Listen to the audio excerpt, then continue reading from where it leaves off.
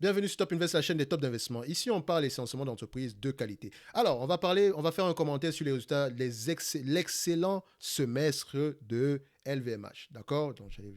Donc, on va se dire ici que c'est pas étonnant. Enfin, ça ne nous surprend plus. D'accord? C'est dommage de le dire parce que ce sont des résultats exceptionnels. Donc, on est déjà habitué. Donc, c'est bien parce qu'on est habitué à des résultats exceptionnels de la part des LVMH. Donc, ici, vous vous souvenez que j'ai fait plusieurs, je pense que c'est la troisième vidéo sur LVMH et je pense que la première vidéo, on était sur une valorisation de 800 euros l'action. D'accord? C'était quand on venait de faire l'acquisition d'à peu près comment on appelle ça, de Tiffany's, etc. Donc là, on est à peu près presque à un an après l'acquisition, si je ne me trompe pas. Donc, on va essayer de voir à peu près comment est-ce que l'entreprise se comporte avec la nouvelle acquisition. Donc, les résultats sont exceptionnels, ok? Mais on va questionner à peu près tout ce qu'on a eu ici. Est-ce que tout est exceptionnel? Je vous dirais que non. J'ai un point d'interrogation ici, vous allez savoir c'est lequel. Donc, ici, on va juste faire un commentaire et je vais essayer de voir à peu près est-ce que la valorisation ici reste à 800 euros.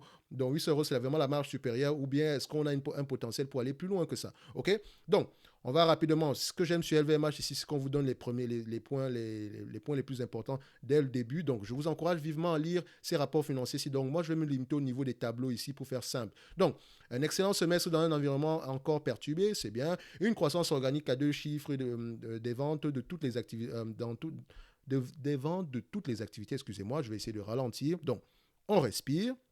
Une forte progression de l'activité en Europe, au Japon et aux États-Unis. Donc, on ne parle pas encore de la Chine, je ne sais pas comment ça s'est passé là-bas, il faut également vérifier. Une progression exceptionnelle du champagne et du cognac, très bonne chose, surtout quand on va en période de récession.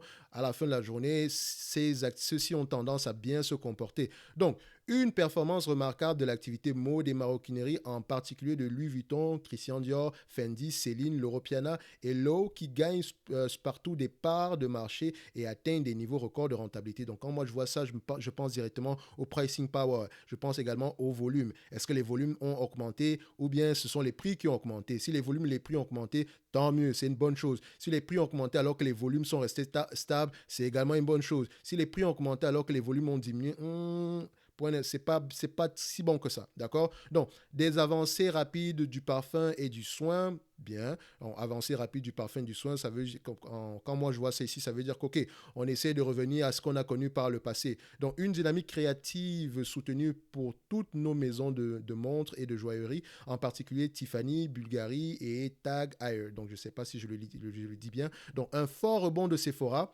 Bonne chose, donc Sephora revient à peu près, c'est une bonne chose, donc surtout qu'ils ont connu des difficultés à peu près en Russie avec tout ce qu'il y a eu, on va pas revenir dessus, donc c'est une bonne chose, Sephora. Donc une reprise des activités hôtelières également, donc un cash flow disponible d'exploitation de plus de 4 milliards d'euros. Ok, et c'est surtout au niveau des cash flows disponibles que moi j'ai un problème et on va y revenir. Alors, quand on regarde ici en termes de variation, donc variation ici en termes de volume, ici on a à peu près les ventes, c'est 28% de croissance, résultat opérationnel 34% de croissance, résultat net 23% de croissance et cash flow disponible moins 24%. Pourquoi? La question qui me vient à l'esprit, c'est pourquoi est-ce que les cash flows disponibles sont de moins 24%? D'accord? Pourtant, l'année précédente, on était à peu près à 5 milliards 299, qui ressemble à peu près au résultat net ici. Donc, quand on regarde à peu près ici, on a des résultats nets aux alentours de 6 milliards 532 et on a ici à peu près 4 milliards 46. D'accord? Est-ce que c'est bien? Point d'interrogation, il faudrait savoir pourquoi est-ce qu'on a cette variation-là. Donc, quand moi je regarde ici, quand j'arrive ici à ce niveau, j'essaie de regarder en tout cas en termes de volume. Donc, si je prends ici 6 milliards 532, divisé ici en termes de marge plutôt, je divise ici par 36 729. Je vois ici qu'on a des marges à peu près de combien? Donc 17%. Est-ce que c'est ça?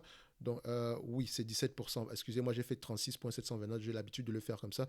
Donc, ici, je recommence. Je vais ici 6,532 divisé ici par 3,6,729. En fait, je parle, c'est en termes de milliards. J'ai l'habitude d'écrire comme ça en termes de milliards.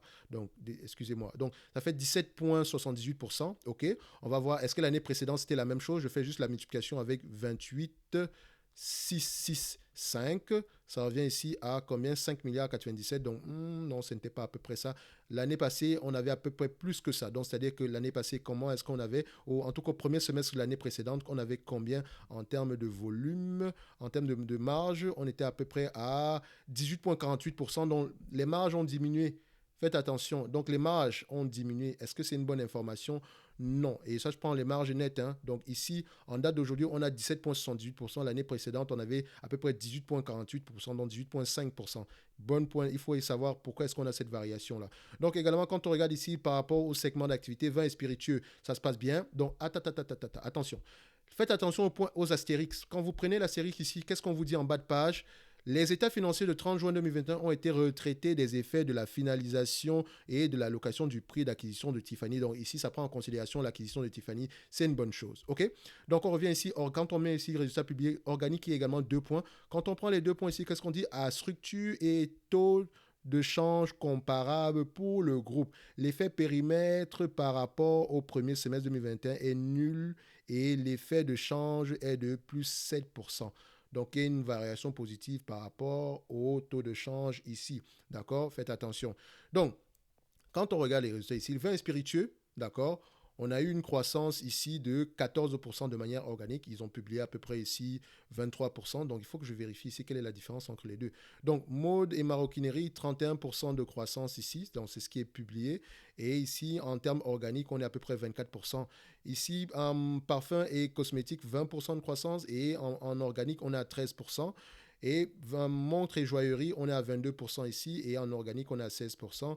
Et distribution sélective, 30% de croissance. En organique, on est à 22,22%. On est à 22% ici. Donc, au total, ici, on est en organique à 21% et en publié, 28%. OK? Donc, ici, je pense que la différence résulte en fait du taux de change positif. OK? Donc, si on prend juste ça ici, on a eu un différentiel de 7% par rapport au taux de change. D'accord? Donc, c'est une entreprise ici qui est impactée positivement par le taux de change. OK?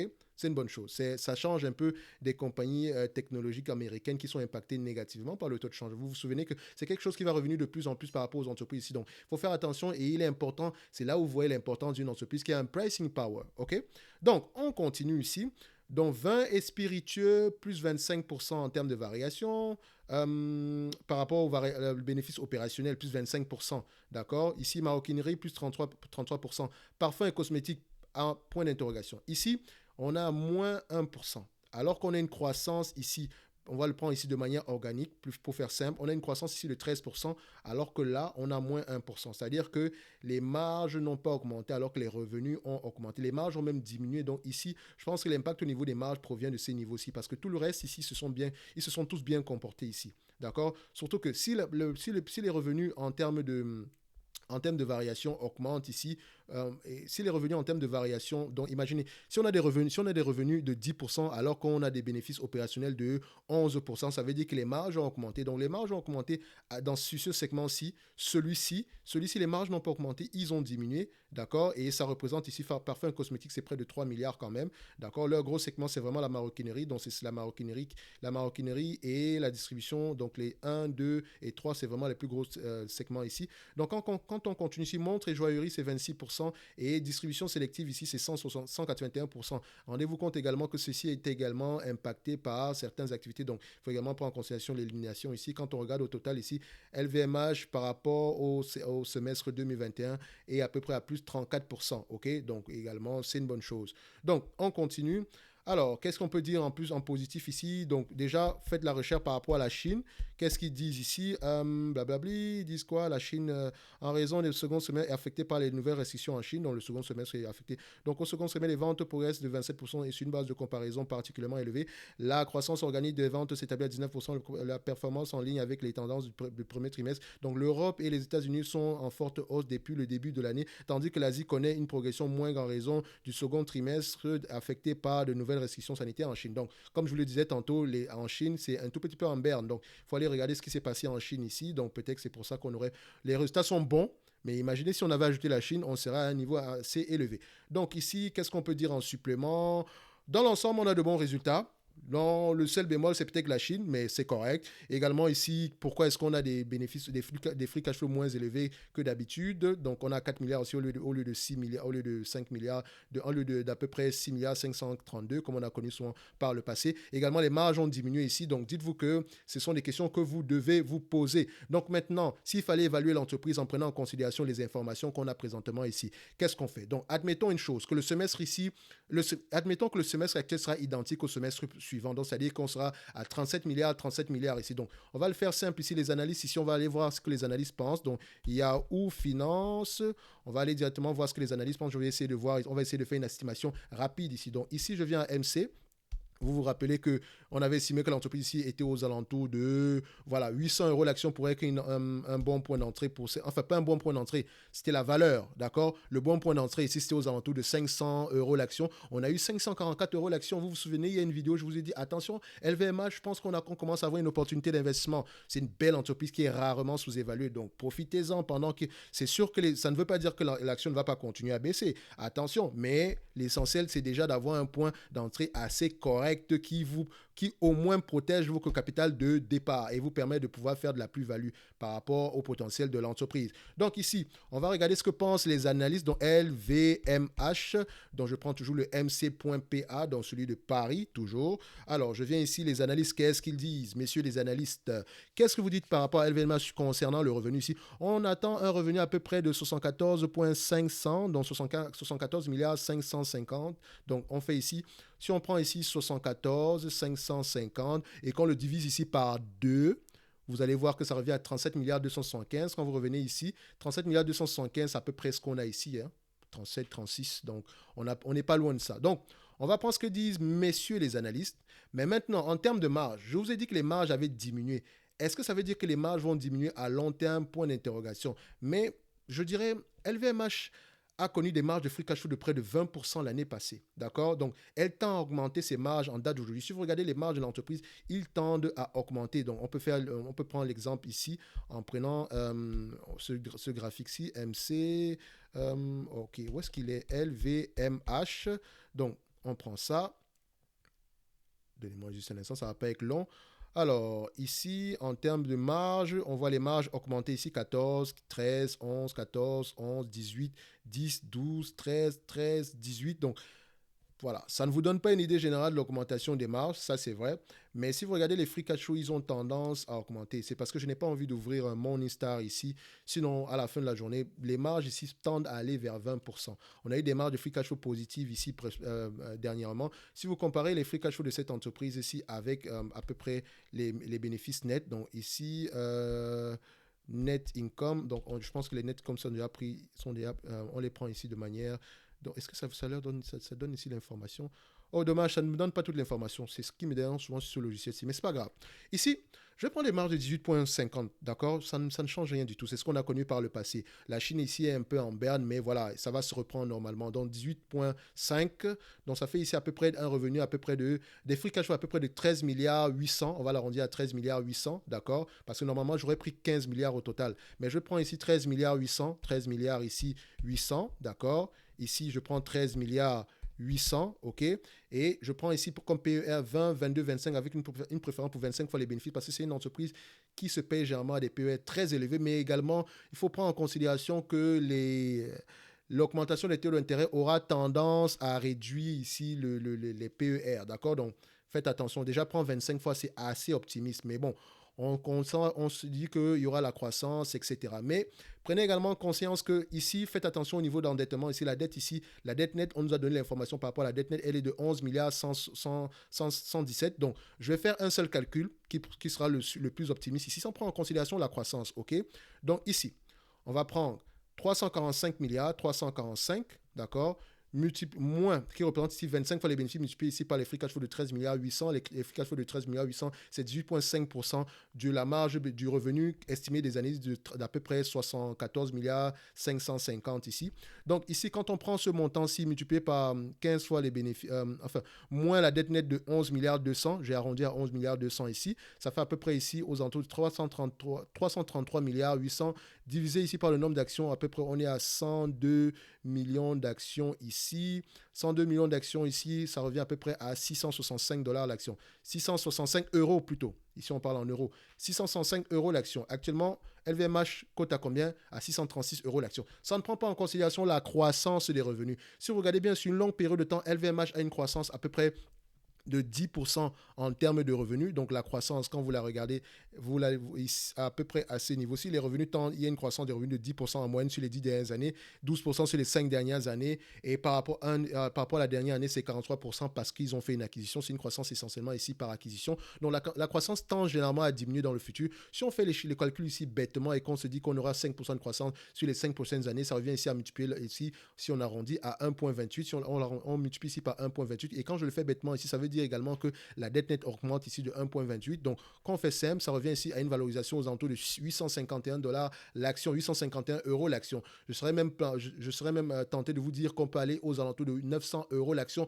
mais je vais être gentil. Pourquoi est-ce que je pense qu'on peut aller jusqu'à 900 euros l'action? Parce qu'on peut avoir des marges bénéficiaires de 20% au moins. D'accord? Premièrement, ici, 851 euros l'action, c'est la valeur de l'entreprise en date d'aujourd'hui. Donc, vous voyez que le 800 euros ici a complètement changé. On est à presque 10% en supplément ici. Donc, on reste toujours sur la tendance des 800 euros ici avec à peu près une préférence même pour aller plus loin que ça. On peut aller plus loin que ça dans le sens où si on prend 74 milliards 550 ici, 20% de marge bénéficiaire ici, ça fait à peu près 14 milliards 910 multiplié ici par 25 fois les bénéfices qui est déjà très optimiste, moins la dette nette de 11 milliards 200 ici aujourd'hui, divisé par le nombre d'actions ici qui est de 502 millions d'actions ici, ça fait à peu près 720 dollars l'action. On n'a pas pris en considération la croissance. Si on ajoute maintenant la croissance à ce montant-ci, 1,28, 5% de croissance sur les 5 prochaines années, alors qu'on a une croissance de 10% au moins depuis 10 ans aujourd'hui. Donc 10 ans et également sur 5 ans, on a également à peu près 10% de croissance. Donc ça nous revient ici à peu près à 900 euros l'action. Excusez-moi, je dis euro, dollar, c'est parce que je jongle sur plusieurs entreprises d'euros à dollars. Donc ici,